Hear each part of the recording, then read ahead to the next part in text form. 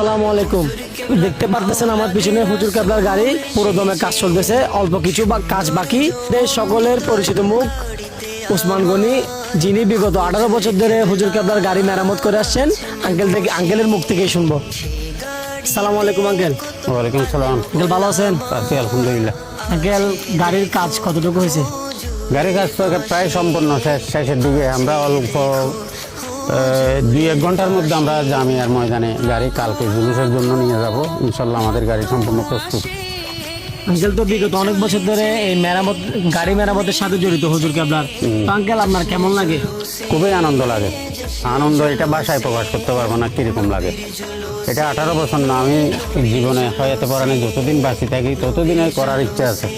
তো এরপরও আগামী বছর হুজুর কেবলার মেহরবানি হলে, আল্লাহ রহমত হলে ইনশাল্লাহ আগামী বছর আরেকটা নতুন মডেলের গাড়ি দেওয়ার চিন্তা ভাবনা করতেছি। এটা জুলুসের পরেই আমরা কাজ শুরু করে দেবো ইনশাল্লাহ, একটা নতুন গাড়ি। তাহলে অল্প কিছুক্ষণের মধ্যে জামিয়া মাঠে চলে যাবো ইনশাল্লাহ আমরা।